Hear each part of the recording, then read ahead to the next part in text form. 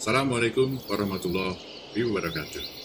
Saya membuat video ini karena saya nggak enak gitu loh melihat orang berdebat di media sosial, itu Facebook, Twitter, Instagram, bahkan di grup-grup WA tentang perbedaan penulisan kata insya Allah atau kalimat insya Allah, apakah menggunakan huruf SH atau huruf SY, apakah itu dipisah atau disatukan cara penulisannya. Sebenarnya ini kan maknanya tetap sama tulisannya apapun, bahwa mereka menuliskan itu maksudnya adalah dengan arti atau dengan makna jika Allah menghendaki apapun bentuk tulisannya. Kalau perbedaan itu dialihkan ke dalam arti atau makna yang lain, berarti cara pandang Anda terhadap agama masih secara tekstual.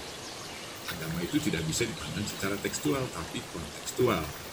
Maka kasihan dong orang-orang Turki, orang Eropa Timur lainnya, Rusia gitu ya, yang menyebutkan nama Muhammad itu Mehmet, dan mereka menulisnya juga Mehmet. Kemudian kasihan orang Eropa Barat yang menuliskan Muhammad itu Muhammad, mengucapkannya juga Muhammad.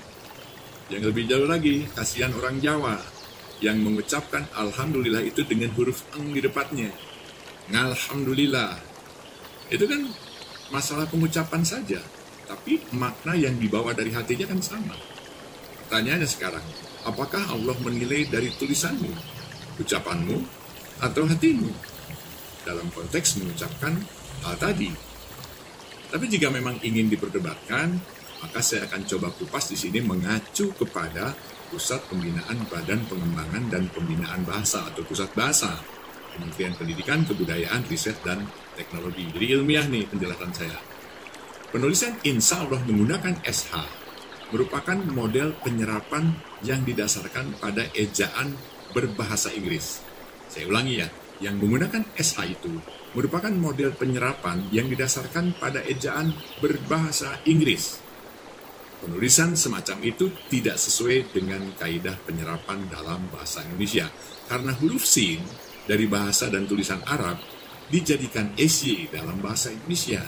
Dengan demikian ungkapan itu dalam bahasa Indonesia tidak ditulis insya Allah menggunakan huruf H, tetapi ditulis dengan huruf Y.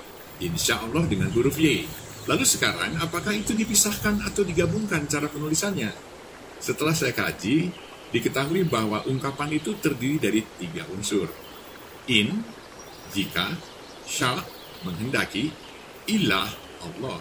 Bukan 2 unsur insya dan Allah. Unsur ilah pada ungkapan insya Allah seperti halnya pada masya Allah dan subhanallah merupakan unsur yang terkait, bergabung gitu. Maka cara penulisannya pun harus digabungkan.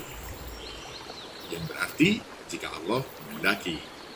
Dalam KBBI edisi kelima, Kamus Besar Bahasa Indonesia edisi kelima, ungkapan insya Allah sudah dituliskan merangkai menjadi satu. Insya Allah menggunakan Y. Cara penulisan seperti ini di dalam KBBI edisi kelima itulah yang dianjurkan sekarang. Masih belum jelas? Yuk kita lanjutkan. Tapi bagi yang sudah sih cukup sampai di sini pembahasannya. Oke, masalah transliterasi. Tadi saya berbicara tentang transliterasi. Pertama-tama, bahasa Arab dan bahasa Indonesia itu tentu berbeda. Bila bahasa Indonesia disusun berdasarkan alphabetical A, B, C, D, dan seterusnya. Demikian pula dengan bahasa Inggris. Tetapi tidak dengan bahasa Arab. Bahasa Arab tersusun dari huruf hijaiyah, semisal alif, ba, ta, sa, dan seterusnya. Karena ada perbedaan inilah akhirnya mengharuskan adanya sebuah transliterasi ke dalam bahasa asing. Dalam hal ini dari bahasa Arab ke bahasa Indonesia dalam arti penulisannya. Misalnya kata Allah dalam bahasa Arab ketika ditransliterasikan ke dalam bahasa Indonesia itu bisa kurang lebih ada 3. Misalkan Allah, kemudian ada Allah menggunakan huruf O, ada Allah menggunakan huruf W, ada huruf W-nya setelah huruf A, atau apapun yang senada dengan bunyi tulisannya. Jika Anda orang Indonesia sudah nyaman membaca tulisan Allah itu dengan Allah atau dengan Allah, ya silakan lanjutkan, toh bacaan dan arti serta maknanya kan sama saja. Kemudian huruf besar dan kecil pun kan tidak ada pengaruh di dalam penulisan bahasa Arab, karena bahasa Arab tidak mengenal huruf besar dan huruf kecil. Kita kembali tadi ke masalah transliterasi ya, transliterasi. itu terserah kesepakatan kita semua mau menggunakan transliterasi apa. Apakah sin itu mau ditransliterasikan ke dalam SY atau ke dalam SH. Tapi kalau mengacu kepada KBBI tadi kan SY bukan SH. Kalau SH itu berbahasa Inggris. Yang jadi masalah begini, karena kalau menggunakan SH itu bisa diartikan hurufnya sod, bukan sin. Karena dalam KBBI huruf sod itu jadi sya, tulisannya SH. SHAA. Tapi kalau sin itu SY. Ya. Jadi agak simpang siur di sini. Tapi itu nggak ada masalah deh. Semua terserah deh. Mau ditransliterasikan seperti apa. Namun yang aneh ada orang mengatakan begini. Bahwa kalau insya Allah itu menulisnya menggunakan SY, itu bisa disalahartikan. Artinya bisa salah makna gitu. Artinya bisa menjadi makna yang lain. Maknanya menjadi menciptakan Tuhan atau menciptakan Allah. Ini menggelikan buat saya. Kenapa? Karena penulisannya berbeda.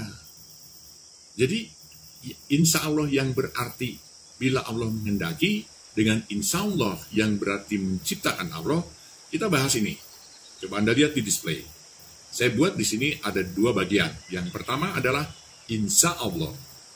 Ini yang benar-benar insya Allah. Yang artinya bila Allah menghendaki. Perhatikan huruf nunnya. Di situ nunnya itu terpisah dari huruf sin. Maka dibacanya insya Allah. Sementara yang kedua, nah ini yang sering diperdebatkan. Insya Allah, bacaannya sedikit bedanya. Tulisannya, nun dengan sin itu menyatu. Maka dibacanya tadi, insya Allah yang berarti menciptakan Allah. Jadi, gak usah ribut-ribut deh masalah kayak gini. Anda sudah jelas ya dengan display itu tadi. Perbedaannya ada letaknya di huruf nun dengan sin, ada yang menyatu, ada yang terpisah. Dan itu besar artinya. Tapi cara membacanya hampir sama kan. Makanya hati-hati di situ.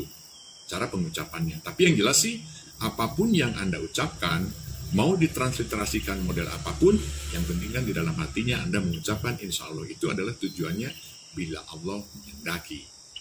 Jadi kesimpulannya bagaimana? Yaitu tadi, kedua-duanya benar. Insya Allah mau menggunakan huruf SY atau SH sama-sama benar. Yang menggunakan huruf SY adalah kajian transliterasi dari bahasa Indonesia. Kalau yang menggunakan huruf SH dari transliterasi berbahasa Inggris. Gak ada yang beda, sama aja. Yang penting maknanya tetap artinya bila Allah menghendaki. Jadi dari sini ke depan gak usah ribut lagi lah. Saya pikir sudah jelas dari apa yang saya jelaskan ini. Sederhana kalau untuk memahami hal ini. Anda tinggal buka KBBI edisi kelima. Itu jelas di situ semua. Bahwa yang digunakan adalah ini, yang digunakan ini. Tapi terserah Anda. Yang penting kan maknanya adalah Anda ingin mengucapkan jika Allah menghendaki. Oke? Sekian dari saya. Assalamualaikum warahmatullahi wabarakatuh. Semoga bermanfaat.